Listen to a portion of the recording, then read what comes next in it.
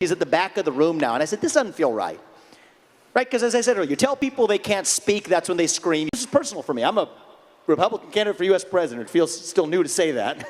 Not a politician by nature. But I bring that fact up. And I bring that up because against that backdrop, Microsoft owned LinkedIn censored my social media account. They locked my account, said I can't get in to make statements that are factually grounded statements about climate change, about Biden's relationship with China, about the ESG movement's perpetuation of a climate cult in this country, all grounded in fact, saying that it violates their policies for hate speech, misinformation. And I'm not making this one up, they said violence in the email.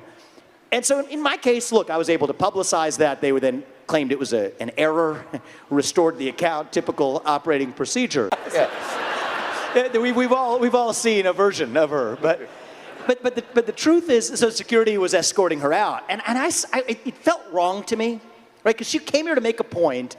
She was totally wild in the way she was making it, but I'm watching her walk out the door. She's at the back of the room now, and I said, this doesn't feel right.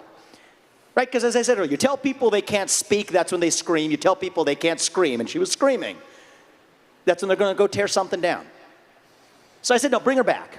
We gave her the mic. I said, I promise, you ask your question, but I promise I get to answer it in return. She agrees to that. It turns out she's a pro-choice advocate, a my body, my choice person.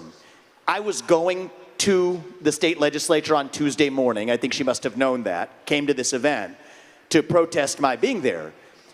But I give her the mic. She's just talking for, 3, 4, 5 minutes. But by the end of it, it actually turns out, the story comes out that she's a single mother who did bring her daughter into the world.